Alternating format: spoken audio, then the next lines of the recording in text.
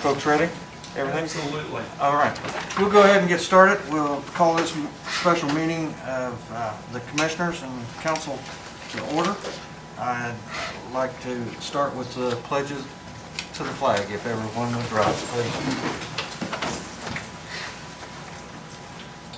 I pledge allegiance to the flag of the United States of America and to the republic for which it stands, one nation, under God, indivisible, with liberty and justice for all. Okay.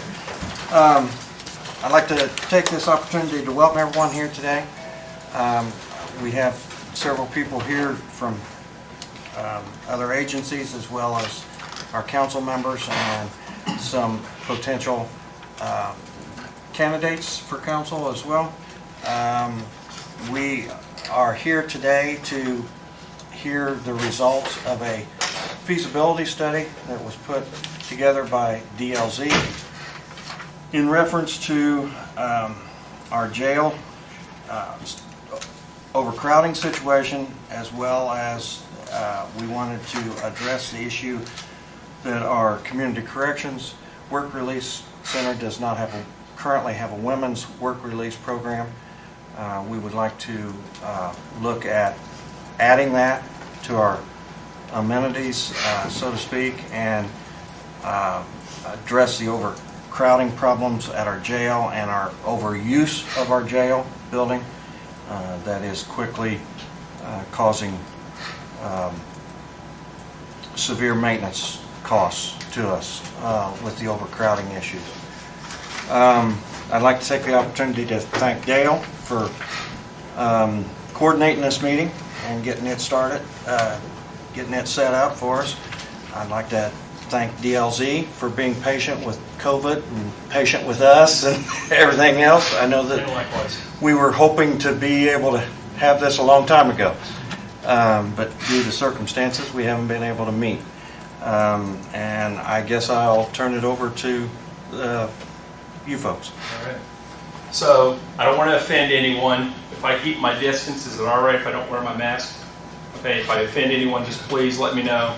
Just try to make it so you can hear me a little bit better. So I apologize if I offend anyone. All right, we are DLZ. I am Mary Gratz, a principal architect. I've been with DLZ since January of the year 2000, so about 20 and a half months. Also, Scott Carnegie is going to be presenting. Scott's a project manager with DLZ. He and I started working together 26 years ago. That's pretty crazy, but we have been working that long. Then Josh Appling, mechanical, plumbing, fire protection engineer with DLZ, and he's going on, I think, about 16 years with DLZ. Then also Lori Christie is here with us as well from DLZ. So I'm going to talk for a few minutes, just a little bit about the overall approach of how we do a feasibility study. Then Josh and Scott are going to talk about what we call the life cycle cost analysis. Then I will come back and talk about the jail capacity, and then Scott and I, we will present the overall plans for the end of it. We'd like to make this as open. If you've got any questions at all about any of the slides we're on, please let us know. A couple months ago, we did send a document out. It was back in April. If you have a handout that's noted April, you need to get one that says August the 4th. There's some up here on the table. There's been some updates to that you can look at. One other thing I will say is, folks, don't worry. We're not presenting the full inch-plus document. We are presenting some of the slides that's in it. It's identical. Down in the bottom right-hand corner,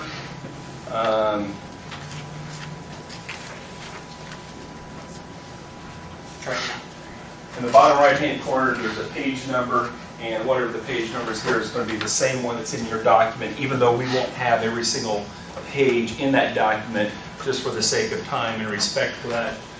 With that. So if there's not any other questions about that process, then we will go ahead and get started here. So DLZ, just a couple of real quick things, but I think it's important to note why we are here and our experiences with this. We are located in Indianapolis. We have offices throughout the Midwest, from Pennsylvania, all around Indiana, and including Wisconsin. And what Scott, Josh, and I is we are really the heart of what we do within our justice group. We are a full-service firm. We've been around for a little over 100 years, and we're very confident that with our team that we have working together is that we do have the most experienced team, not just in Indiana, but also throughout the Midwest in doing these types of studies and these types of designs with this.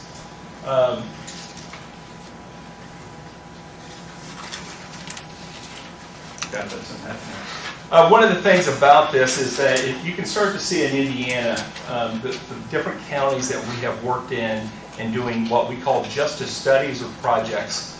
And what I mean by justice work is your jails, your community corrections, your work releases, your courthouses, courthouse annexes. And as you can see in Indiana, we've touched on nearly 70% of the counties across Indiana, as well as a lot of the other counties throughout the Midwest.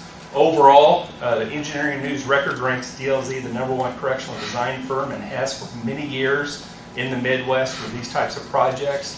And it's really based on not just the quantity of work, but it's also the quality of work that we do. We've done 77 very similar studies like this for other counties across the Midwest. So a little bit now about your process. Really, what did we do? Why did we do it? And today we'll be talking about the results of our process. First and foremost, I'd like to state that we're here to generate an awareness. Okay? Is that there are needs here in Fayette County, as there are in most counties throughout Indiana. And what we're trying to do here is not to come here and tell you that, hey, you need to build a new jail. But hey, that these are some things that we can do to prolong the life of your jail. This is how we can address some of the overcrowding in the jail, address the conditions of the building, and then to look at how we can address potentially using another facility for another work release facility. So what we do is we study the demographics. And then the big, thick book that you have, it's going to talk a lot about the demographics, the folks that live here in Fayette County, to see your differences in your populations. And the reason that's important is because we factor that into our trends to see what kind of beds you might need, rated beds for your jail 20 years out. We did review 3 buildings that Josh and Scott's going to talk very much in detail about and talk about some priorities for each one of those. I will be coming back and talking to you about how we develop a jail capacity study of why we note that you might need these amount of beds in the year 2040. We've got several things here about costs that we're going to be talking about, things that can be in not just all at one time, they can be phased in over a period of time, and then obviously we have a few drawings to share here at the end. So we're generating the awareness, and at some point in time between the commissioners, the council, the community, the sheriff's office, everybody that's involved, is at some point in time with this awareness of what needs to be done is then you start to build a consensus on how to move forward with the project, i.e. scope of the work, what the budget may be, as well as what the overall schedule of when to do it. So with that, I'll turn it over to Scott. He's going to talk about your life cycle cost analysis. Thank you. So as Eric mentioned, my name is Scott Carnegie. I'm going to choose to keep my mask on if that's okay with people. I'm going to talk louder than I normally would. So if that's an issue, if somebody has a problem hearing me, please just raise your hand and I'll either talk louder or move to the front and remove my mask. I am a project manager, architect with DLZ. Predominantly work on justice-related projects with focus on county jail work projects, just like this. As Eric mentioned, we did review 3 existing facilities for Fayette County. We reviewed the current jail. We also reviewed the old jail annex building, and we also reviewed the Dollar General building. As a part of the life cycle cost analysis or building assessment, myself, Josh, electrical engineers, we spent the day, and it was a very long day, touring the facilities with jail staff, sheriff administration, maintenance staff for the county as well. I know I was tired at the end of the day, so I'm beginning to show my age. But it was a visual observation of building systems, building system components. We looked and walked every square inch of all 3 buildings. We got up on the roofs that were accessible, looked at those as well. A couple things to point out is you'll see in the lower right-hand corner of the slide, we didn't do destructive evaluations. In other words, we didn't tear down walls to look inside of them. We didn't tear down ceilings to look above them. So it was strictly a visual observation based on our tour of the 3 facilities. May I ask? Yes. Like, I think the law says you have to do a feasibility study before you can build something new. Well, if this is done this year, do we have to do another one so many years from now? Or how long is a feasibility study? I really don't know how the House bill is written, how long the study is good for. In other words, I don't know necessarily that you can do a study today with being presented in 2020. And if you choose to do a jail project in 2025, I'd have to look whether or not this study may need to be updated or if it's still. But you are right that a feasibility study does need to be completed as part of when you ultimately do a jail project. That is correct. As Eric mentioned, the big book that you have has a lot of supporting documentation and information in it. And one thing to look at is the page numbers in the bottom right, because the information that we're presenting as part of this PowerPoint, the page numbers do coincide with what's printed in your book. So as a part of that, the reason that I wanted to mention that is because as we do these studies, it can quickly become overwhelming. Just because there's so much information to look at and relate to you all. So we prioritize into priority 1, priority 2, 3, and 4. Priority 1 is what we perceive as design professionals to do these types of projects as currently critical. Priority 2 is potentially critical. In other words, it's important, but it's not elevated to the point that it's code or life safety related issue. Priority 3 is necessary, but it's not yet critical. In other words, we could delay that. Priority 4 is recommended, but it's not something that needs to be elevated to the top of the list. So those are the items that are the categories that we prioritize, and this will make more sense to you in just a moment. One thing I do also want to point out is when you look in your big books, you will see a lot of supporting documentation information. It's a lot of photographs with text that's added to it that will support what the summary for the priorities that we're going to review here in just a moment. But just as a reminder, these, as you well know, these are the 3 facilities that we looked at. The existing jails, constructed in 1989, the old jail and annex building. Couldn't actually find a confirmed date, at least for when the original building was constructed. But I know that the maintenance staff that we walked around with had stated that it's on the National Registry of Historic Places. I went online, tried to find that. I couldn't find it, but I could find where it's located in the historic district on the National Registry. So it is therefore dictated by the same guidelines. And then, of course, the Dollar General building as well. I could not find any documentation of when that building was actually constructed either. So first we're going to look at the sheriff's office and jail. And you can see these priority 1s. So these are what we perceive as design professionals that do these types of facilities as being currently critical. And first of all, I also want to point out a lot of these items that you see on here, it's not necessarily related to just Fayette County. When we do these types of projects and studies across the state, across the Midwest, a lot of these items that you will see on here as far as deficiencies or just equipment that's worn and needs replaced, it's indicative of buildings of this age and facility type.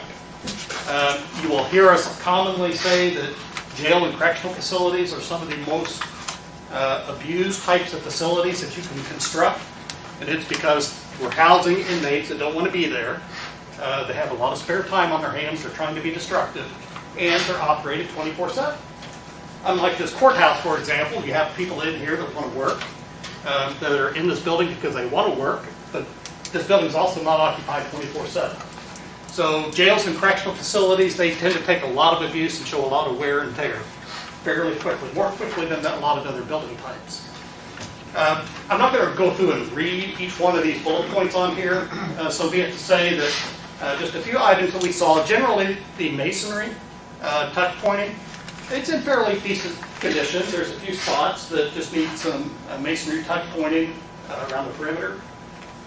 There's a few places with cast-in-place concrete foundation wall, just like on corners and a few locations like that where it's spalled. Those it's broken off. Some areas have been repaired, some have not. Building sealants is another typical item that we see. And what I refer to as building sealants, anywhere that there's an opening or penetration in the exterior wall, such as a window or a door or the coping on a parapet cap near the roof, there will be a building sealant. Some people call it caulk. That needs to be repaired and replaced over time, and your facility becomes different. There are some leaks at the skylights as well as the main lobby. Exterior windows at the kitchen that did not appear to meet, without any destructive tests, to meet detention standards. And with that, I'm going to ask Josh to talk just briefly regarding some of the HVAC plumbing and fire protection items. And kind of piggybacking on what Scott said, again, the fact that the building runs 24/7, you're going to see more wear and tear on your HVAC system. So what I will say is actually there's a lot of components in the building that were pretty well maintained, and I saw some stuff that had been replaced in the last 20 years. But what I was seeing primarily for a 20 plus year old building, the air handling units, those were original to the building. I know they've had to go through some repairs here and there. There's been motors replaced. But really, that was something we identified as a pretty important item to go ahead and replace. Obviously, if you have comfort issues in your facility, you're going to get a lot of complaints, and just replacing the air handlers would go a long way in that. A couple items we noticed that would fall more in toward a life safety type issue would be a smoke control system for your day rooms. By code, when you have an I3 occupancy, a jail, with non-operable windows because it's a jail, you're supposed to have smoke exhaust. It's not uncommon for facilities that were built late 80s, early 90s that don't have the system in. But any new systems, you do put a dedicated smoke exhaust system. So if there's an issue in your day room, you can move folks out. There's a lot of UL ratings and all that need to be met. But that was something we identified that the facility didn't have. It did have a way to pull air from the spaces, but it dumps it directly into the mechanical rooms. And then there's a louver in the mechanical room that the air goes out. So that was a specific item we identified, as well as providing the exhaust in your vehicle sally port. You've got vehicles come in and out, can produce carbon monoxide or NO2 if it's a diesel engine. You really want to have some type of exhaust and sensor in there just to evacuate that space if a vehicle's idling in there. So those were some of the type of things we noticed as some of the bigger items I'd say that would fall under a priority one. Also, just as a common denominator out of some of the architectural items that I highlighted previously, if you look at those, the common denominator there is the building envelope. They all have to do with water infiltration. That is one of the worst enemies of the building, is allowing water into the wall cavities or into the roof cavity. So the items that are listed there, that's predominantly why those are listed as priority one. Priority two, at the main entry, if you walk up under the portico and you look up, there's a hole there. It's called an oculus. There needs to be some plaster repair done there. And again, it's because an oculus, there is an opening, so water penetrates through that area. And there's some plaster repair that needs done there. The overhead coiling door track and weather stripping, the vehicle sally port is in need of repair. The exterior concrete steps and nosings is beginning to spall at a few locations, so I would suggest that would be corrected as a priority two. Correct achievable non-ADA compliant issues, doorknobs, mounting heights, grab bars, signage, etc. And again, if you look at the pages that are in your report, you will see a lot of supporting documentation, photographs that coincide with exactly what we're saying here. As Eric mentioned, for the sake of time and being respectful, we are hitting the priorities in a summary fashion like this. Provide floor-mounted bunks in lieu of fixing welding existing wall-mounted bunks. There's 2 to 3 floor-mounted bunks that we would suggest be budgeted each year. Essentially, there's a couple different ways of doing inmate bunks. You can provide embeds in the CMU that are and the bunks are welded to it. Over time, it's very common, and why we don't do it anymore, for those bunks to become loose. If you have a rather large inmate, for example, he can stand on the lower bunk and just sit there and bounce and bounce and bounce, and he will eventually wear that wall-mounted bunk loose. So we would suggest that we just budget for floor-mounted bunks over the few years. We also talked about some blurry cameras with maintenance staff and the Sheriff and Jail Administration.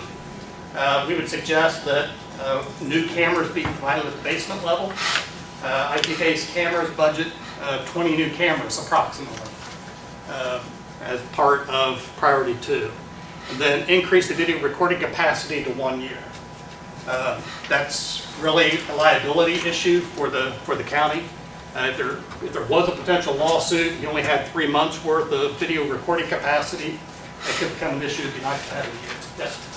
I'd like to ask anything that we could potentially use against inmates for something against the county, that we not share that publicly. Okay. Yeah. Good point. We'll endeavor to do that as we go through this.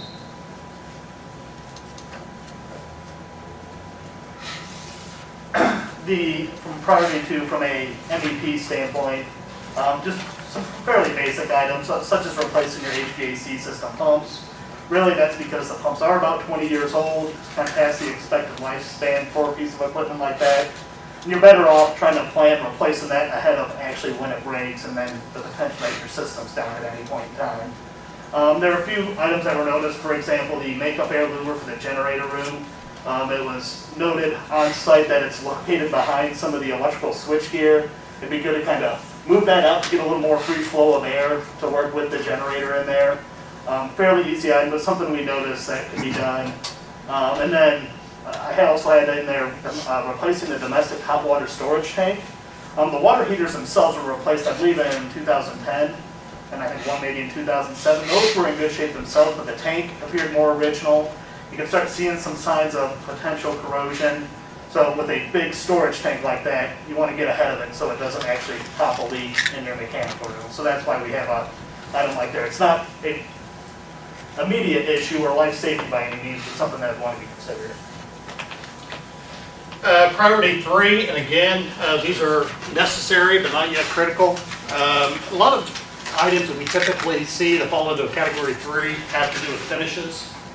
Finishes being wall paint, ceilings, floor finishes, that type of thing. But they are certainly beginning to show signs of wear that we would suggest that be addressed as priority 3. Replace toilet partitions with staff toilet locker rooms. Again, just typical of toilet partitions, especially if they're baked enamel. They do begin to rust in a high humidity environment over time. We also, things just like the Sally Port gun lockers beginning to rust, we'd suggest paint. There are a few detention door frames in the inmate changeout room that are beginning to rust. We'd suggest those be repaired. Washer and dryer beginning to show signs of wear and tear as well. Staff reported that those are beginning to approach the end of their life expectancy. Josh, you want to talk? Yeah. So have on there replacing grills and diffusers in the kitchen. Kitchen, you have a high humidity environment generally when you're near the dishwasher area in particular. So you see some signs of surface rust. Everything works fine, but something that could just be replaced fairly easily actually. The grease interceptor that serves the kitchen, we have that on the list. There was no complaints from a maintenance standpoint, and it sounds like the cleaning, it gets cleaned about every 3 months, which is standard. But we don't have any, but it sounds like it's a concrete interceptor, and those concrete cracks over time, everybody knows that, go look at a sidewalk. And our recommendation would be to replace that more with a different type of tank made of like a polypropylene that has 30-year plus lifespan on it, because you don't want to be losing that grease into the soils and everything else. So we have that on there. And again, it's items like the generator, day tank, and associated pump.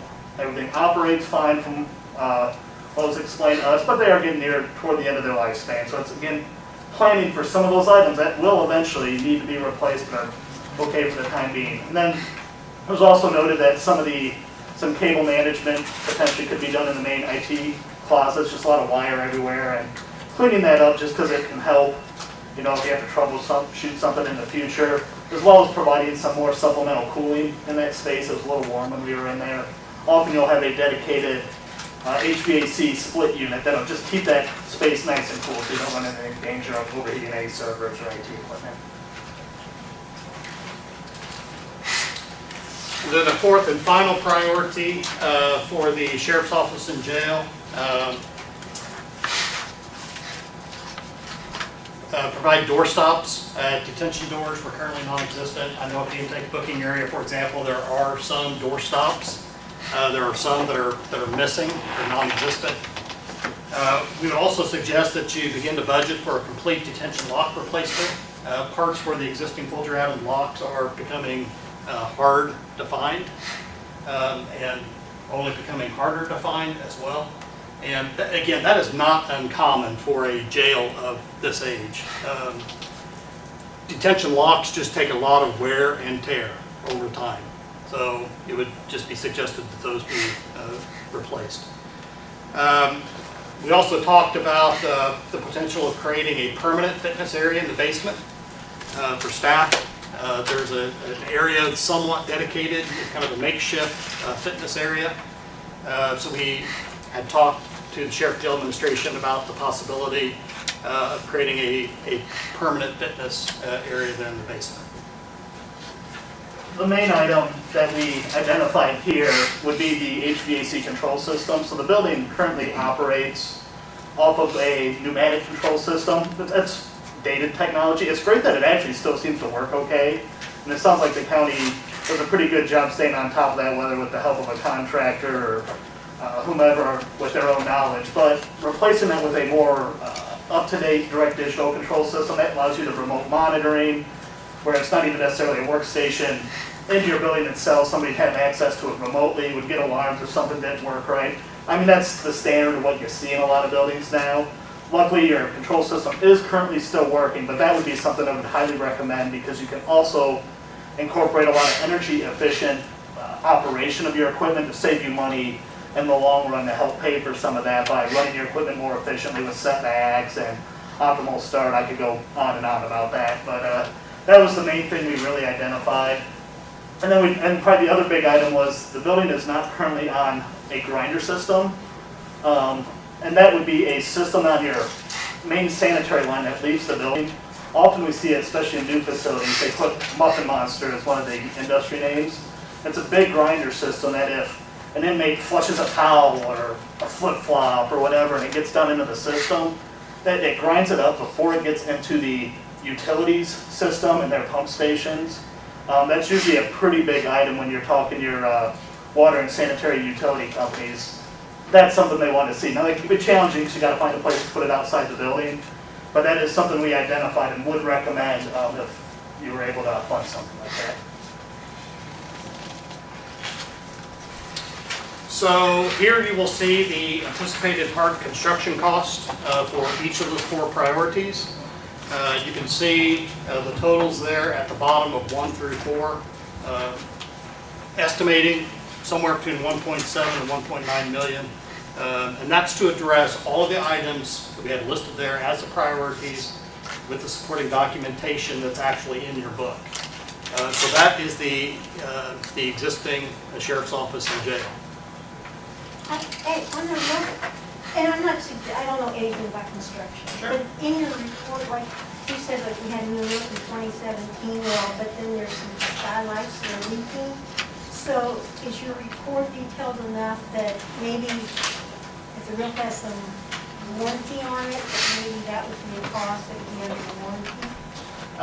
So an example such as that potentially depends on where it's actually leaking. Now, we up there with the hose and determine whether or not the actual skylight itself is leaking, but if that wasn't replaced as part of your roof project, likely not in warranty.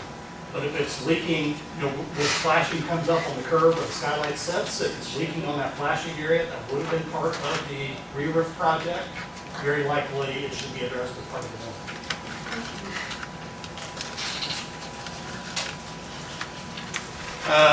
Now we're going to do the same thing for the old jail annex building. Again, we're going to prioritize 1, 2, 3, and 4. Priority 1s, again, currently critical. And again, you'll see, very common, you will see a lot of the items in the priority 1s have to do with building envelope and water infiltration into the building. Again, that's one of the building's primary downfalls as far as maintenance. The paint, ornamental woodwork, metal, staff reported to be completed in 2020. So as you're all very aware, in the historic building, the annex, there's a lot of ornamental items, fenestrations applied to that building. And again, staff reported that they were to be completed and painted in 2020. Steel windows, the wood and steel windows. There's a variety of window types, as you would imagine, from the old historic original jail being wood, and then to the annex, some of those being steel, and then there's actually some aluminum as well. But the wood and steel windows in particular, the frames, are in need of some paint. Again, just like the existing jail, the exterior building sealants need to be replaced. Just a handful of miscellaneous painting for door frames, doors, handrails, that type of thing, as you would expect. And again, concrete steps, associated metal railings, some of those need to be repaired. Repaired the elevator as of the day that we were walking. Now, granted, it's possible and likely that it's been repaired since then, but as the day of our walkthrough, it was not functional.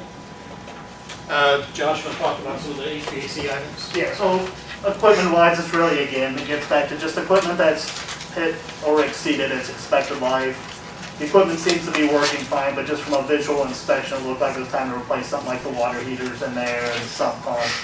Just important items you don't want to have go down. It was noted too to provide a digital addressable fire alarm system, as well as some emergency lighting units. I'll fully admit I'm a mechanical guy, but those are probably electrical items that are more get on the life safety concern, which is why they deem this priority, as well as lowering the light switches to ADA height. When we walk the building, we notice the light switches just were not ADA height. So to meet those requirements would be to drop those particular items. Priority 2s, again, some masonry restoration. Similar to the existing jail, there was some concrete foundation. Doesn't appear to be any structural issues, but there's just some miscellaneous repairs. The other thing is, as I mentioned before in the opening statements, is the old jail being in the historic district needs to follow the historic preservation procedures. So that's one important point to keep in mind. Do you want to talk about some HVAC? Yeah, so here, just replacing some of the more major equipment. Need to start getting that on the radar. So there's a boiler in the old jail, as well as a boiler that's in the annex portion as well. The furnaces, they're still working, but they have had some required more repairs here over the years from our conversations with Bill Gray. And then something we put in here was replacing the lighting fixtures with LED fixtures. Pretty typical these days. Usually pretty good payback when you do with LED fixtures. They usually pay for themselves within a couple years. And then providing occupancy sensor controls, because these buildings are primarily look to be like office type areas. So if you have the occupancy controls, again, it becomes an energy savings measure that helps pay for itself in the long run. Priority 3, similar to the existing jail, finishes. And again, that's being wall paint, carpet, ceiling tiles, that type of thing. Cabinets, counters, all showing its age. So we would suggest that be a priority 3. The low slope roof, staff reported at least 20 years old, nearing its life expectancy. Josh, we talked about the HVAC. And then here we just identified the pumps and the exhaust fans that are in working condition. But again, starting to see that wear and tear. They have a little bit longer of a lifespan on them, expected lifespan, but it's just getting those on there to here eventually get replaced. Then priority 4s, Josh, these are all HVAC. Yeah, we noticed some piping, in particular walking around the basement of the old jail. Some piping that wasn't insulated, just you'll lose a little bit of energy on that standpoint. We noticed some louvers that were damaged, so those are really the type of things that we identified on this. And then there were a lot of obsolete telephone terminals and wiring that was noticed as we were walking down along the basement. So then probable costs for each of those priorities for the old jail and annex building, you can see those. Totaling, if you add those up, a range of $1.2 to $1.3 million. And again, if you look at the supporting documentation within the report, you'll see a lot more information supporting what Josh and I are presenting. And then the Dollar General building. I don't know how many of you have been inside that facility. There's photographs within your report, but you walk in, it's currently a big open space. Then there's just a little bit of storage and toilet facility, and there's a back door. And we'll have a drawing up here in just a moment to give you a little more perspective. But it is in need of some work. The brick veneer, there is some, the only brick veneer is on the face of the building. The rest is concrete block on the other 3 sides. So there's really minimal brick veneer tuck pointing that needs to be done there on the face. Similar, replace exterior building sealants. And again, you'll see that a lot of this is water infiltration related. Repair and replace the wood soffit under the entry canopy. As you approach the main entry canopy at the front door, the wood soffit canopy area needs some work as well. There are some areas, as I mentioned before, there are 3 sides of that building that are concrete block, and that they're beginning to deteriorate. There's some areas where the face is coming off of the concrete block in 2 locations, so we would suggest that those be replaced. And new primer and paint applied to all 3 sides of the concrete block. As I mentioned before, there is a toilet in the far back into the building that's non-ADA compliant. And then the main entry itself is an aluminum entry system with non-insulated glazing. And it is showing definite signs of wear as well. We would suggest that be replaced. One thing to point out, and you will see it there, regarding the environmental study, that is one thing that this study did not include. We did not go in there with, hazmat type equipment and actually test to see what kind of material. But there is definitely some sort of growth growing inside that existing facility. And Josh will probably talk about that, but it's very likely because HVAC system has been turned off or non-operable. So air has not been circulating. And you'll see some photographs within the report. You'll see that being evident. Yeah, as Scott said, for our conversations and our tour, it sounded like the HVAC system had basically been abandoned in place for at least 2 or 3 years, so there was no air movement throughout there. The fire protection piping was drained, the plumbing piping was drained. So really all those systems have been inoperable for 3 years. So our recommendation is you have to replace all that in its entirety. If you've got a rooftop unit that hasn't operated for 3 years, I'll tell you right now it's probably not going to start off and work very well. If you've got piping that's been drained, well, now it has been exposed to air, it's going to have oxidation, and you're probably going to have leaks and rusting issues inside. That's just the reality of when something gets abandoned in place, such as this. So our recommendation at that point, even if it was left as a big open space, would be at least replacing the rooftop units and some other things, but that could adjust depending on what's done on the inside of the building. Renovation-wise.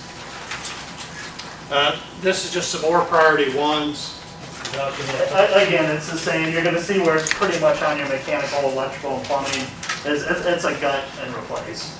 get more efficient equipment in there and get it to where it's operating though. You just don't know I can't stress enough, you just don't know how operable something is that's been sitting there for 3 years. And the one thing I want to say is the items that we're presenting here for this part of the study, it's simply to keep the existing building in its current existing configuration. We have slides coming up that will show a proposed potential revised floor plan layout, how we could utilize that for a work release facility. So what you see here, this is just to keep it as it currently is, but to replace it in lifetime. Priority twos, we really didn't have any priority twos because if you walk that facility, I think that you would probably concur that the items that we have listed there would be a priority one. Similarly, priority three, we didn't have anything that we would categorize as priority three nor four. The hard construction costs that we would anticipate to correct those items, we had identified as a priority one, $450,000 to $500,000. And again, later in this presentation, you will see a floor plan layout of how that space could be repurposed for a work release, and we have costs associated with that as well. Okay, so I think if you look at overall 35 minutes or so to go through those items, I think that if you really step back and you look at it, probably if you listen to all the things, you might have expected a lot bigger dollar amount than what it really is. It is obviously still a lot of money, but it's not an extraordinary amount of money considering what just some of the conditions and some of the things with that. So I'm going to talk about jail capacity study and some of the things that go into this. And I'm probably going to surprise you with my first comment here, is that there are just a handful of jails in the state of Indiana that are still in use that are older than yours. Okay? We know the one just to the east of you, it's been around since 1890, and it was added on to in 1980. But if you look at new jails that were built, Rush County, we just finished that. That was built in '76. But the oldest jails in Indiana, and I say it plural because there's 3 of them, the oldest jails in Indiana that have not been extensively renovated or added onto are all in 1984. Yours is 1989. And that's the reality of this, is that the vast majority of jails your age and older have been extensively renovated, expanded, and quite honestly, the majority of them replaced. So I think as commissioners, council, previous commissioners and council, you've done a good job of prolonging to get the building lasting the 31 years that it's been in place. So good job for that point. Now it's just like your car, when you've got that little sticker in the upper left-hand corner, you need to get your oil changed. It's not because you didn't do something right. It's just over the course of time, you need to spend some money to get some things going on. I want to talk about just a couple things here so that whenever somebody would say, why do we need to do something to the new jail? You can understand some about that. Is the sheriff every day, he deals with different inmates today than the sheriffs previous to him, let alone 30, 40, 50 years ago. A sheriff one time told me that jails really should have 3 doors. Your jail is built for door number 1. The vast majority of jails this age and older were built for door number 1. That's for the bad guys. Okay, and you're probably all thinking they're all bad guys. Well, there's different levels of bad guys in the jail, and I think that everybody can understand that. Because you go to door 2 and you go to door 3, those are the most of your inmates in your jail. Folks that have addictions, mental health, behavioral management issues, multiple issues like that.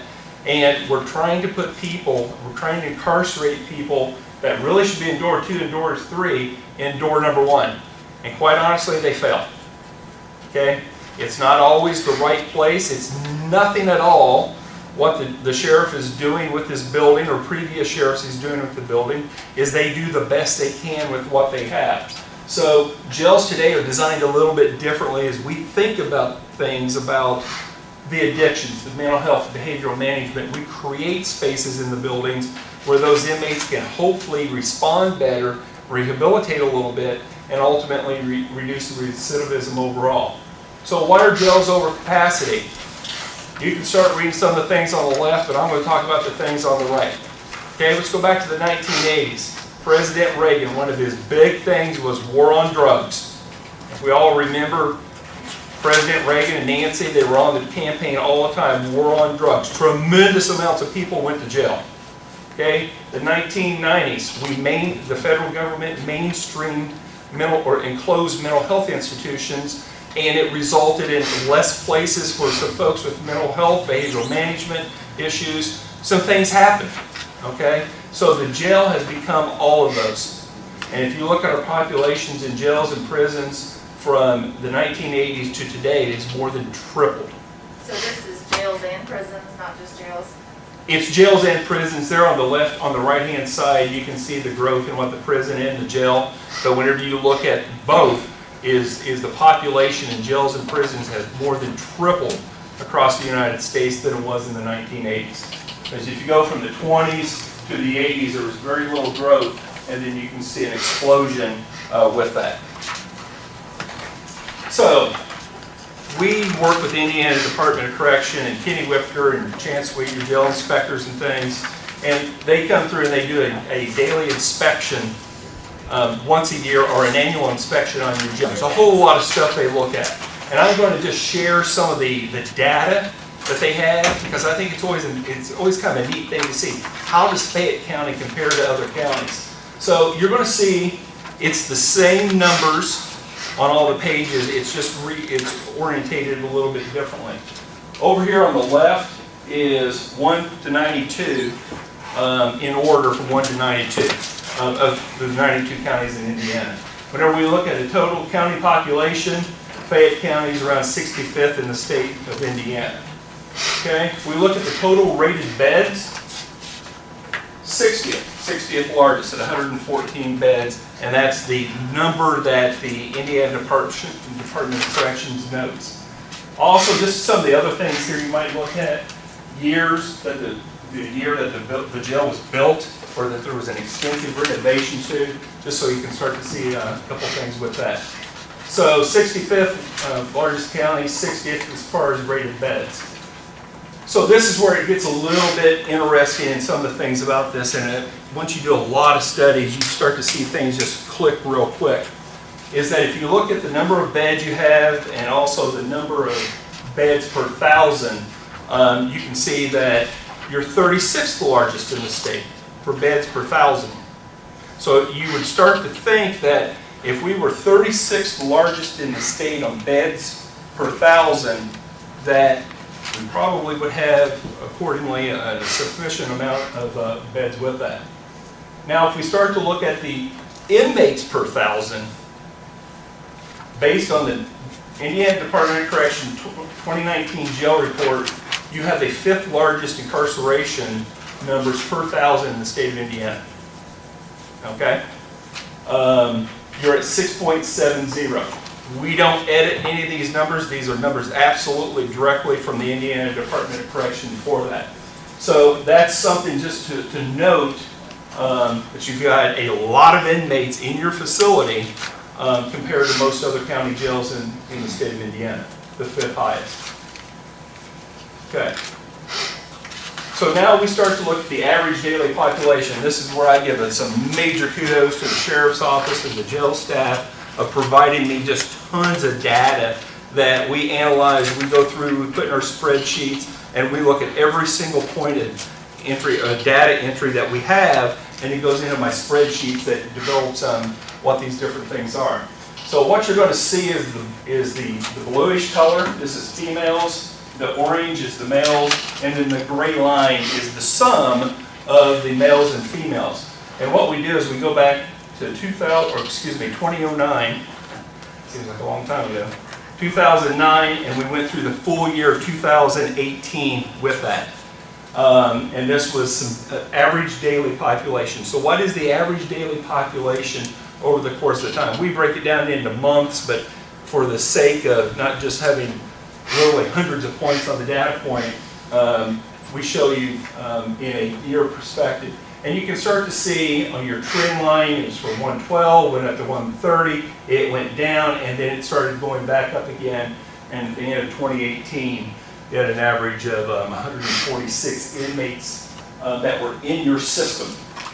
And this, again, is all data driven directly from your jail management. So your total inmates was something that is also rather interesting to me, is that the total inmate numbers actually went down over that course of time. Is that your average daily population went up, but your total inmate numbers went down. And you can see that this dashed line is a trend line that would show in a linear projection of what those trends are for that. So you can start to see we have less inmates. On average daily population, it's higher, but we have less inmates that are coming into the overall facility. One of the things here is the recidivism rate. This is information that you can get directly off the Indiana Department of Correction website. They update it on a monthly basis.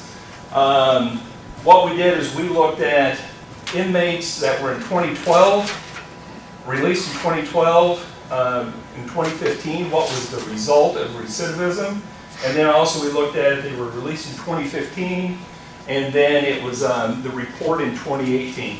And you can see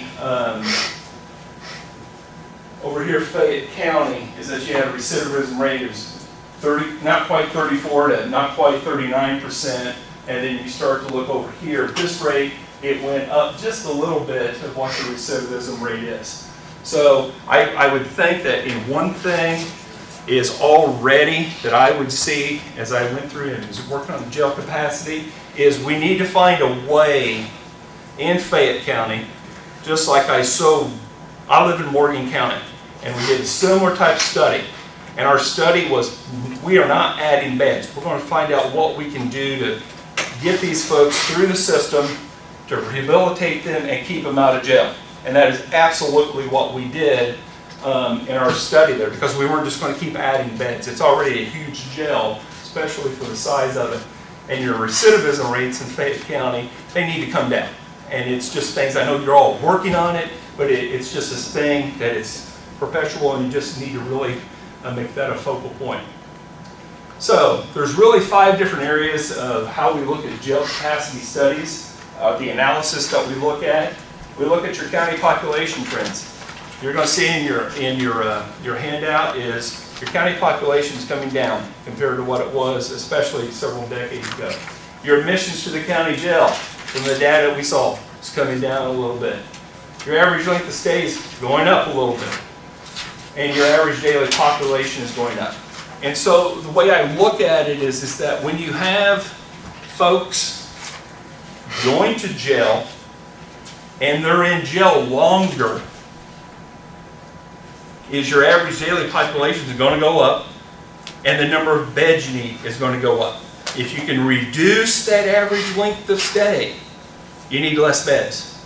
If you reduce the average length or the average daily population, you need less beds. But when you're fighting a longer lasting time when they're in jail, you need more beds.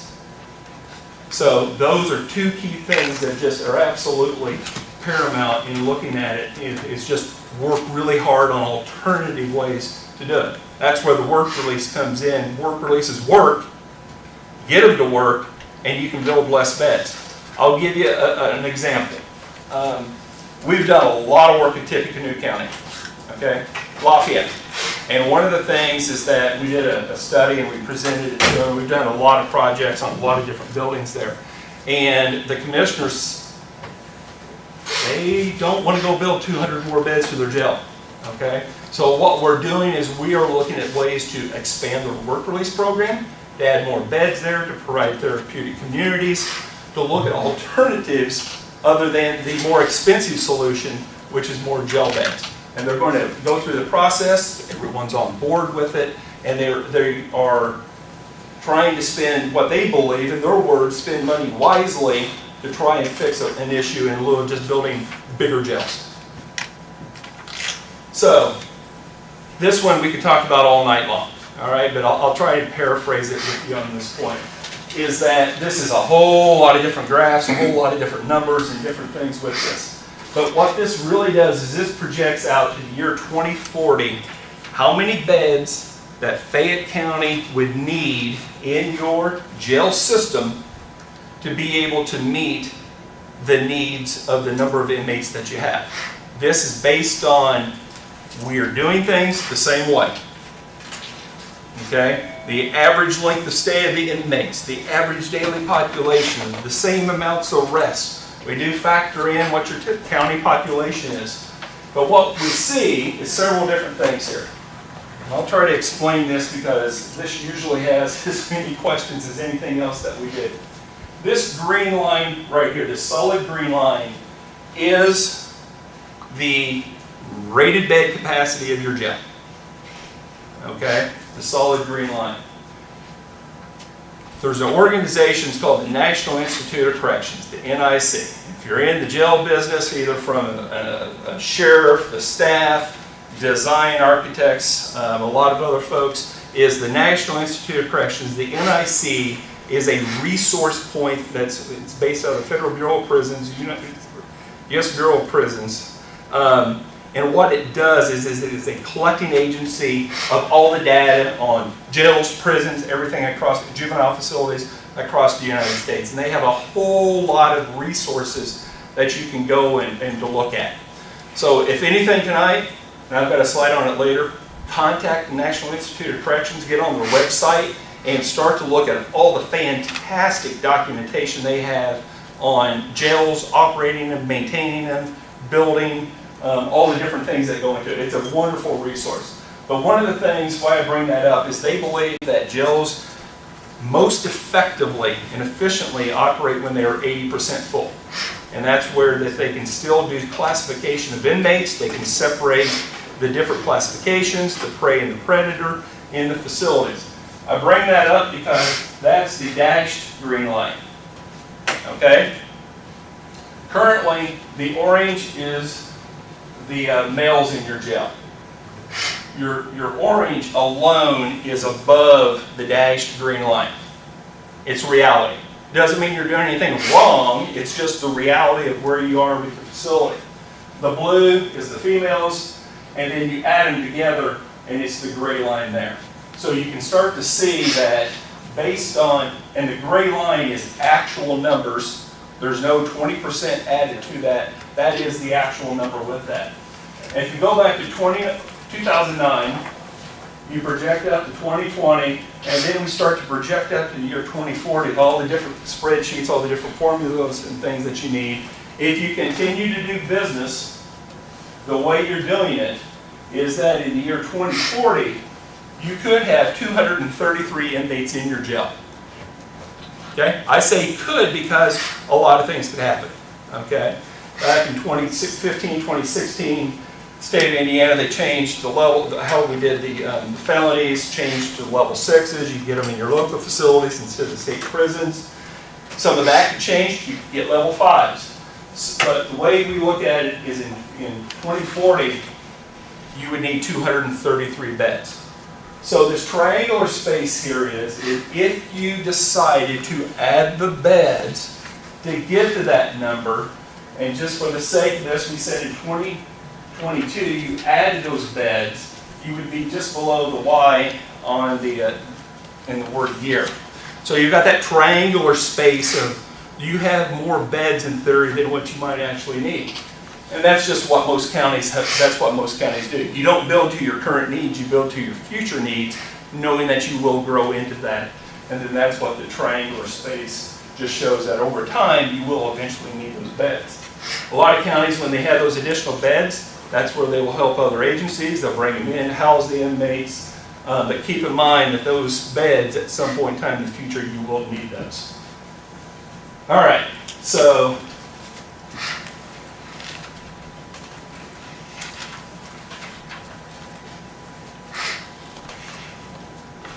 Right. Try again. So this was what I was talking about, the NIC, that's how you can get all this going and things. It talked about the 80%, etc. So if we look at this, and I did it 3 different scenarios, just for some variety of things, is, this is a font issue, I'm sorry, but if we have 233 beds, that's how many beds that you might need in your overall facility. If we looked at it and said, you know what, we're going to have 233 beds, we're going to add some beds from 114 to 233, what I would say is that, would it meet your current needs? Absolutely it would. But your 2040 needs, based on doing things that you're doing today, if history proves itself in the future, at some point in time you're going to limit your objective classification recommendations that you have with your facility. If you add 20% to that, you get up to 291 beds. Okay? 291 beds in Fayette County seems like an awful lot of beds. Okay? But based on how things have been going for the last decade plus, that might become a reality. Okay? And I think it would be in everyone's best interest is to work hard that that does not become the reality in Fayette County. So the other thing I looked at is, okay, well, let's arbitrarily, to a certain degree, look at a much larger facility. You can always be a regional holding facility for other agencies, similar like what Elkhart County did when they built their new facility 10, 12 years ago, is that they became more of a regional facility and some deals that they worked out with neighboring counties as well as with DOC in that report. So based on your current needs, based on the projected needs of how we do things, and also with the classification, that 291 rated beds is what would be projected to the year 2040. So some things that you might look at is, well, what does that mean? So we have to kind of break down some things and try to look at some different areas, because we have to do this to be able to start to project what some costs may be with that. So if we look at the 114 rated beds that you currently have, we look at an expansion for that, and then ultimately is how we distribute those beds across the different areas of the building. One of the things I would note is a jail is different than a work release facility, okay? And jails, you have all types of inmates, arrestees that come into the door. You have very low-level folks, all the way to murderers and everything in between that. And I know that some couple facilities in Indiana is that they've done the 200-bed addition and they've made it all dorm-style housing. You get your beds, but you don't always get your right beds. And I think that if you talk to the majority of sheriffs in Indiana, is that those two-man cells provides the most flexibility, but it does cost a little bit more. And I would be very careful about coming in and doing some type of a large expansion and all work release, or not work release, dorm style housing for that. So we broke down some things into some different general population. Those special needs beds where I talked about that was doors number 2 and door number 3, why those are so important in your building. And then also looking down into your intake area, your booking area, and also, quite honestly, you're going to have some special custody folks that just need to be separated from the rest of the folks in the building. So I think it's important for us to go through that process because it helps us determine what some overall costs might be in the future. So this is something that if we looked at purely the expansion of the 177 beds, these are some of the types of spaces that we have in there. Note that we do add program classrooms. We're a big believer in that because if you have those opportunities, you can offer things to the inmates. And to do something like this, we're in the range of about 36 to 40,000 square feet of a box addition that you can do to your overall facility that has a lot of these things. So going through, this is something that we have to introduce. Quite honestly, when I did probably 10, 12 years ago, maybe just a little bit longer than that, when I did a study at Union County, okay? And we'll go all the way to Columbus, Ohio, when we worked on a study that doesn't make the difference of the size, the age, or whatever else. We always will look, can we renovate, expand the building, or do we need to build a new jail? And these are some things through here that are always tough questions that we need to ask. Scott and Josh went through these in a different manner, but these are always things that we have to look at. One thing to keep in mind is that if you go in and you do an extensive renovation of that jail, Kenny Whipter, Chance Sweet, Kevin Orm, they're going to expect that you meet the current Indiana jail standards. that you're going to meet the ADA complaints issues. This building was built before ADA went into law. If you remember a couple of weeks ago, we had the 30-year celebration or anniversary of when ADA came into play. And then the American Correction Association, the ACA compliance issues as well. So those are some things that we're always looking at with that. This is some information from Mike Jackson for the NIC. If you want to contact him, he is a wonderful resource to talk to. One other thing real quick is, you might say, you know what, we're just going to pay inmates to go to other counties. We're not going to pay for them here, we're just going to move them out to other places. Level of magnitude, assuming $35 a day. We know some counties are paying $45 a day in Indiana to house out of the county, but if we look at 100 inmates, you send them out of the county, you're going to spend about $1.3 million plus your transportation, plus the medical costs, plus who knows where all we're going to go, okay? But it's always something that you need to think about is maybe we'll just house them somewhere else and we won't house them here. Okay, so now we looked at, you know what, we're not going to renovate the building. We're not going to do any of the things in the life cycle cost analysis. We're going to go build a new jail. Okay, we think that somewhere in the approximation of 291 beds, that the 77,000 to 82,000 square feet range is pretty good. We're working on the new jail design right now at Jefferson County down in Madison. It's 300 beds, and it's right at 82,000 square feet. Right, Scott? It is. And it's got a lot of extra, it's got training rooms, it's got some other things in that. But before I would ever do this, I think you need to go through and you need to look at this in a very realistic manner. I think that in using your current building, use it and get every possible penny out of that building you can. Okay? It's an expensive process to go through. And so if we looked at a phase approach is assuming a downtown site. You know, when we went to Rush County, we talked about a whole lot of sites. From north of town, west of town, downtown, obviously is where they built it. We looked at a lot of sites. They decided to build downtown. There was a cost to build downtown. The commissioners know that. They worked very closely with the mayor. They determined the site, and we built the jail there. I would always say maximize, like I said, maximize the life of your current facility. If you build downtown, you're likely going to need to get into some demolition to be able to get through the spaces to be able to make things happen with that. What I would recommend is that you first expand with general population. You need beds, okay, and you need somewhere in the neighborhood up to 177 beds for the next 20 years. Do you have to build them all today? No, not at all.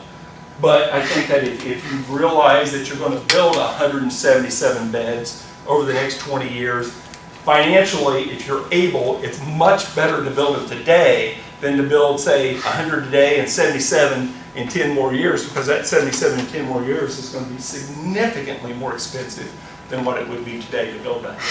But it all comes with whatever the financial capabilities are with that.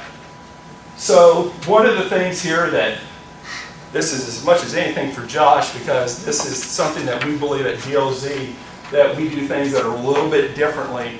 And ultimately, at the end of the day, when you all decide to do a jail project, whatever architect you work with, I think that this is something you need to keep in your back pocket. When you sit down, you interview them, you talk to them, you pull this stuff out and say, talk to me about these things. How do you address these? First and foremost, the operations and staffing considerations of your building are paramount. Okay? Don't just ask how much did that jail cost. Talk to them about the staffing of the building. Because it's important that over a 20-year period, you're going to spend more money on staffing than you will on that jail itself. And there's a couple slides that talk about that in our handout.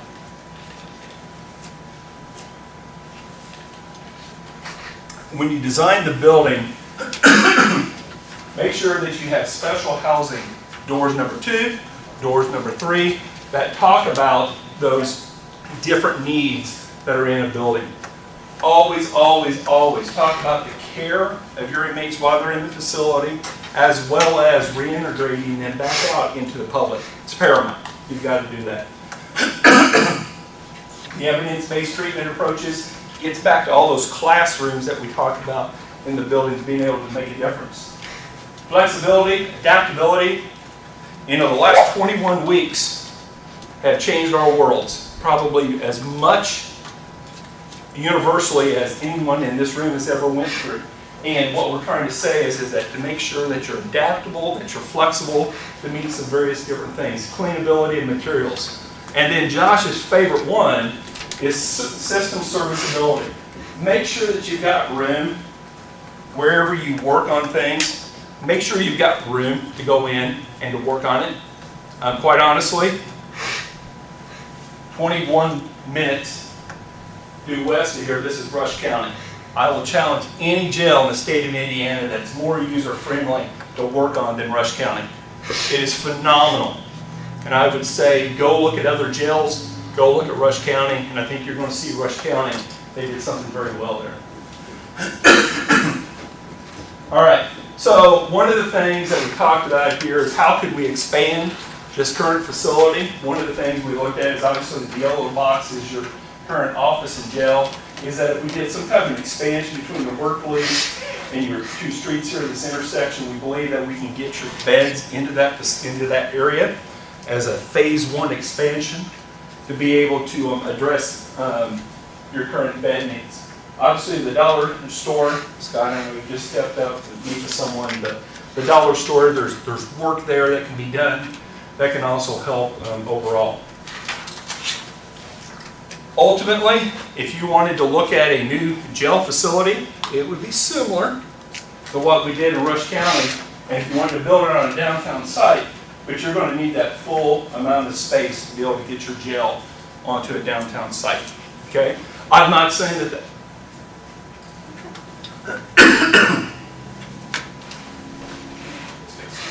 Need a little help.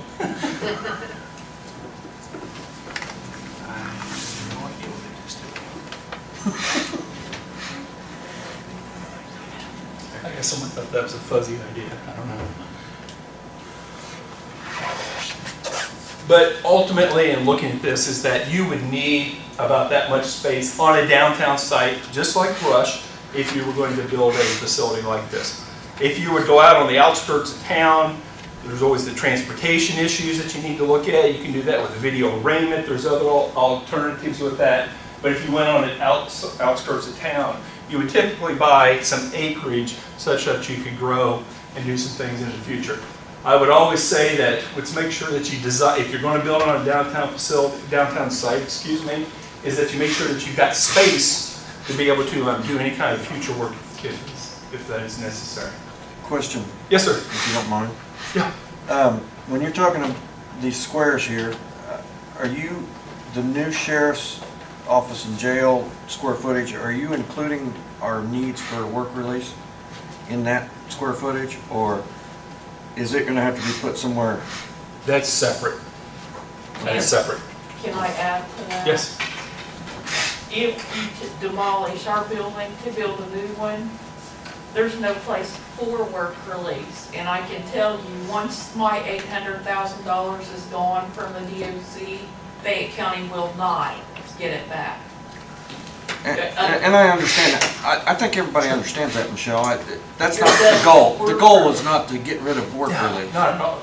I realize that, but where, in the meantime, when you're having constructions, you're gonna have 1.5 to 2 years. That's questions that have to be answered by And once the future money's people. gone, it's gonna be gone. That's right. That's right. And I agree. I fully Well, agree with you. I'm as big a fan of work release as anyone you'll find, because I think work release makes jail successful. It makes the whole system successful. Everyone needs to work together, and you need both to make it work. When you talked about the EVP, that's Yes, sir. just new.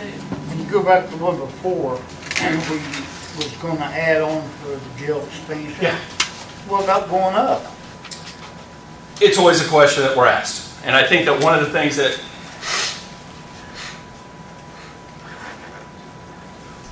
we would look at is to be able to go up, you're going to have to build an independent structural system to the building. I mean, if you can't just go up here, you would have to come in, you'd have to build you'd have to put new columns in, cut a hole in the roof, cut a hole in the floor, build a structure, and then to be able to go up. Can it be done? Absolutely, it can be done. We see it done a lot of times. You also got to keep in mind that if you're going to go up, that you're going to interrupt a lot of the services that are inside the building, because you can't be swinging steel and doing other things on top of the building with folks below that. The structure, even if it was designed in the late 80s for an addition like that, there has been so many things changed specifically about the seismic requirements, earthquake requirements, that it is completely changed. In buildings designed 30 plus years ago to go up, you would have to have an independent structural system to make it work. Okay.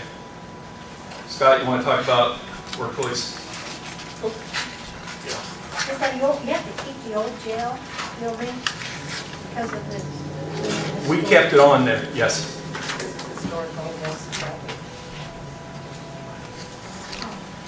So, when we previously presented the priorities for the building assessment or life cycle cost analysis, you heard me say that there was going to be a slide coming up in the presentation that we dove more in depth into the Dollar General facility as far as the potential of repurposing that for women's work release. The one thing I'll point out, just to kind of give you some sense of orientation, the doors down in the lower left-hand corner, that's where the existing doors are. However, the existing doors, the aluminum entry, storefront entry system that you heard me mention during the priorities list, is actually recessed. If you heard me say that, I would suggest that that needs to be replaced. So to capture that square footage, I wouldn't recess it anymore. I'd just connect it in the opening. But that, to give you some sense of orientation. And then the other exterior opening within this facility is in the upper right-hand corner. That's an existing door that dumps out into the alley. And I'm going to move up here real quick because sometimes I like to talk with my hands. But just for your sake, this is a preliminary layout. This is how we would suggest possibly laying this out for the work release facility. And if you took a line right through the middle here and you split it each way to their image, with the exception of this entry vestibule system here and staff lock the toilet room facility right there. Other than that, it's identical if you split it left to right. Now, what we did is we subdivided this into two different day rooms. Obviously, one on the left, one on the right. Each one houses 26 beds for a total of 52 work release participants. Does it have to be subdivided? No, we could remove that center wall, but we just subdivided it like that to give you some opportunities for classification if you wanted to do that. Just quickly walking through the legend, you'll see a colored legend over on the right that coincides with the colors of the floor plan. The yellow is the main entry vestibule, and then over to the left we have just a small waiting area. So oftentimes work release participants, they're waiting for a ride or needing to be picked up, that type of thing. So we have just a small area there for some seating where they can look out the window waiting for the ride. The yellow then is just a corridor. The two areas to the south, the orange areas, those are the two offices. The red portion there, that is the control.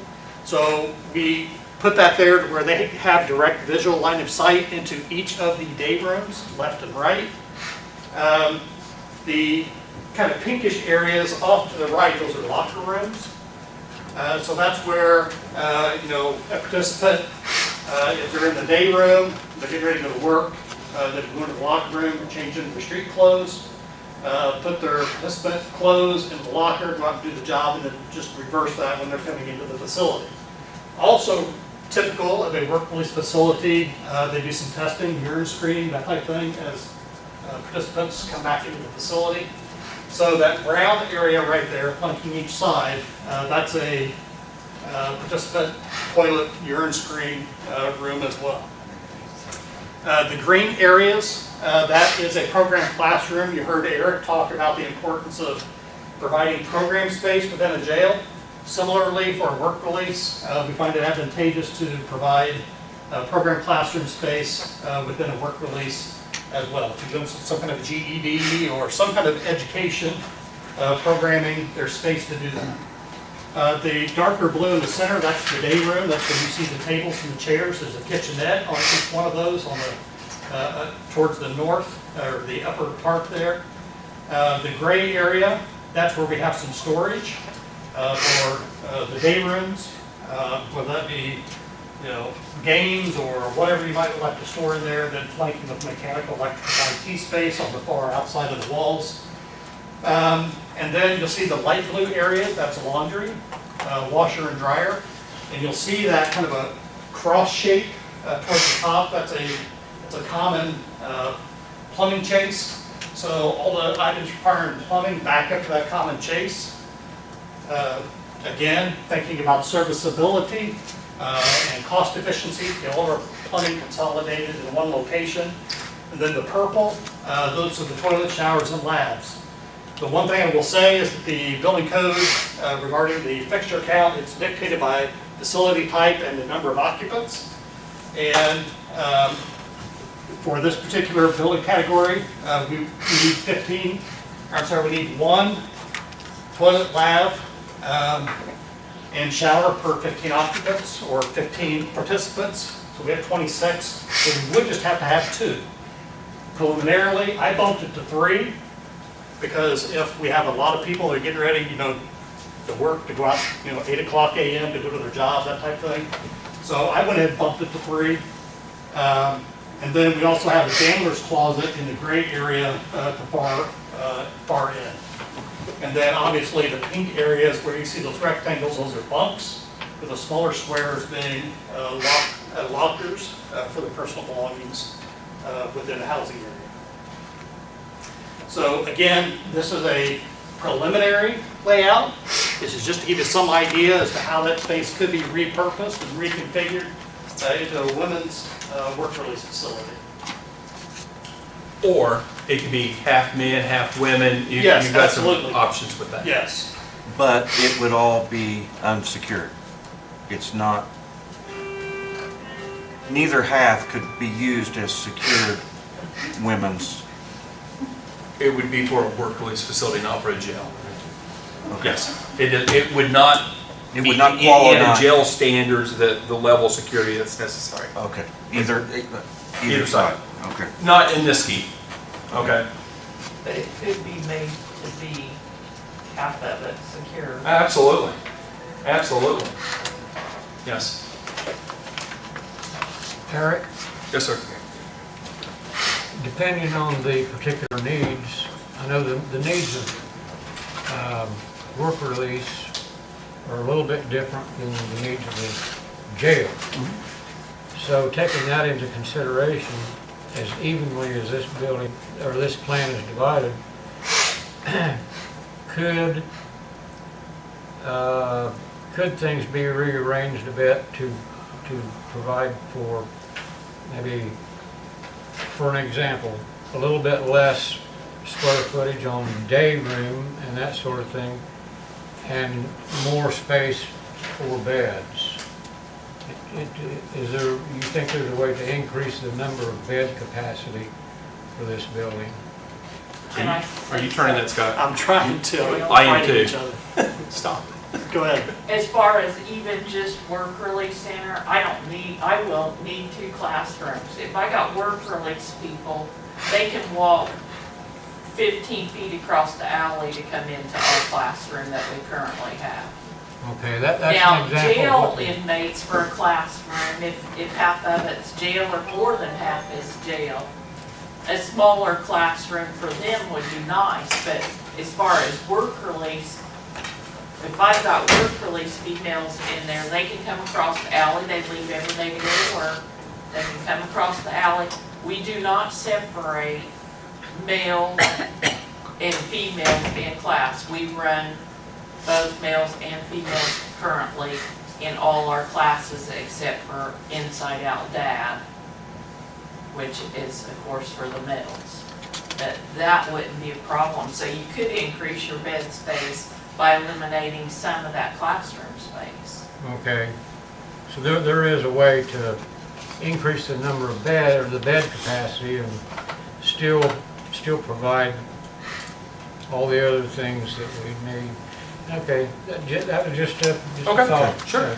Well, I apologize, but we've got a council meeting I that understand. starts at 6, so if we could kind of Okay, summarize. so we're going to summarize here real quick for you. We had the cost. Scott, you want to go through your life cycle here, just 30 seconds. Yeah, so priorities that we previously reviewed. This is if you took all 3 buildings and you took all priority ones, they would total 1.2 to approximately 1.4, and so on. And if you took the priorities 1 through 4 for all 3 buildings, you will see that it totals approximately 3.3 to almost $3.8 million. Okay. So then we've got a couple of slides here for, real quick, understanding project costs, hard construction costs is very important. If you go out and you ask someone, hey, how much did your jail cost? Okay, that bid day number, that how much your jail cost, may be very different than what the council has to appropriate to fund the project. So make sure that you understand what the hard construction cost is. The soft costs are all the other things that go into a project to make it happen, and then that total project cost is how much the council has to fund for the project. Give you an example. If the council appropriates $20 million for the project, on bid day it comes in at $16 million for hard construction, it doesn't mean it's under budget, because there's a soft cost that go in to make that happen. One other thing, just real quickly, is change orders is always an important thing on any project, anywhere. Folks always want to know what that is. The industry average is 2 to 3%. We noted 3 projects here. That's all in. It's owner changes, unforeseen conditions, bad soils, changes to the projects, and we added in Perry, Rush, and Stark. Just 3 projects that we recently looked at, and I think you're going to see that they're all very low percentage of change orders in the overall project, and that's all in, even including owner changes for whatever reason for that. I got a Yes. quick question. You mentioned Rush County Yes. several times. How many beds did they build? What was their total cost? 2 things, it's 119 beds. But they also built a dispatch, they built community corrections, they built a coroner's office, they built a training room, that'll all go into it. Their overall construction cost is about $15.8 million. But they built a whole lot more, plus also they built within a historic district, and they had a lot of different exterior facade issues that they had to improve on, plus purchasing site, relocating overhead power lines, dealing with contaminated soils, all on that site. So Yes. they bought their property where we own our property, so that's gonna make a huge difference, right? I'm sorry? They purchased property. They purchased property. They didn't own the property. They own some, but they also purchased, and then they had a pretty big cleanup, environmental cleanup on them. Kind of like property. Richmond did in the jail up there, yeah, years ago. I didn't see a breakdown on the cost for the converting that dollar store to the work release facility. Coming up. Okay, so a couple slides here real quick. Scott? Yeah, go back a slide. So this is the exact slide that you just asked about, so that's a very good segue. For the work release scheme that we just presented a few slides ago, we would anticipate 1.9 and $2.3 million to build that out and outfit it as we presented it. If there are some modifications to the floor plan, obviously that number would fluctuate a little bit, but that's what we would anticipate. But that would not make it secure on any. It's for a work release facility. Correct. But if what Michelle was talking about, if you made it partly secure, you're gonna double your cost then? It wouldn't double, but it would certainly increase, but it would not double the cost. So that's, okay, it's a block building. Okay. So the other 2 things we looked at just real quickly was if we did the proposed expansion of the 177 beds at the 36 to 40,000 square feet, all these estimates are based on a spring 21 bidding period. 2021 bidding period, so you've got a year of inflation that goes into this, is that somewhere in the neighborhood of 15 and change to more than $17 million to get that extra 177 beds with that.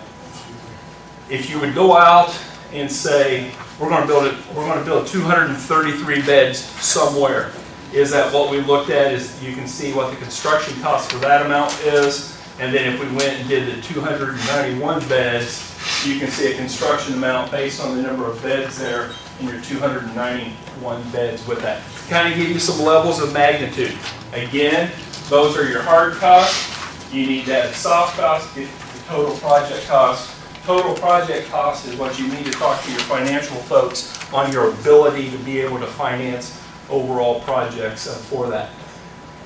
So this is a slide where I talked about, and you can read this, and for the sake of time, I'm not going to go through all of this, but this is something that's very important to note, is that approximately 3/4 of your cost for your project is going to be in your staffing, not necessarily in your building. Make sure whoever you work with when you do a project that you do a staffing analysis on a project, because I don't want any sheriff coming to a commissioner or a council member the day they move in and go, okay, I need to hire some people. You should know that up front. So last thing that I will talk about will be this slide just for a minute, is let's all align the stars. Commissioners, council, public, everybody's on the same page. Thumbs up, we're going to do a project. We know how we're going to finance it, we know how much it's going to cost, and let's go do it. You're going to have somewhere in the neighborhood of 5 to 6 months to go through the design process, to get your approvals from the Indiana Department of Corrections, your building permits, or to start your building permit process. 5 to 6 months. You've got 2 months to go through a bidding phase of a project to award those contracts. And then you're going to have 14, 15, 16 months to build a job. From the time you say go, and we're not talking about the renovation stuff. If you did an expansion, or if you did the work release building, maybe a little bit less than that. But from the time you say go, it's a 2-year process. So just keep that in mind once you start thinking about building projects and how long it actually takes.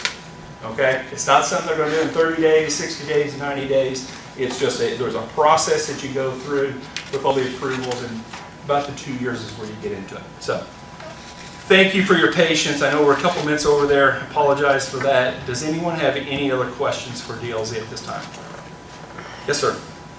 Eric, although it's not in this report, but there was some discussion way back, and you were going to look at it, on repurposing the old jail and annex to accommodate community corrections. Did you give that any thought? Any thoughts on that, Scott?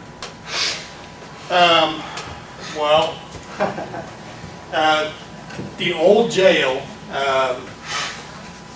because of it being in a historic district, and it is a historic facility, poses several challenges to using that for work release or any kind of a jail meeting today's standards. It would very likely be very cost prohibitive to reuse a portion of that or the annex building.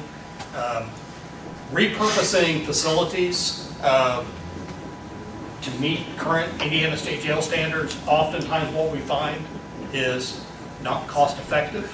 Oftentimes we find it's more cost effective if we can repurpose existing facilities to something that doesn't require the security level of the jail or even some level of a work release, and go build new or an expansion, a new expansion to meet the jail standards. Jails are just a different animal. They are. Work release are just different animals for security stuff. For instance, with the jail expansion, the need of a jail expansion and work release expansion combination. For instance, it would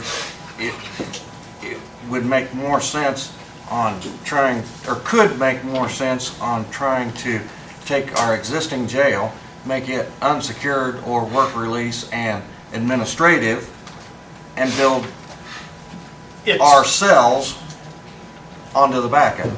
It's oftentimes more feasible to go downgrade in security requirements as it is to go up when you're working it on existing Okay, facilities, that's what which I is the thought I exact understood. scenario that you But just I described. think it's one thing is years ago, y'all built a new high school, okay, and you repurposed your old, and you did stuff with your old.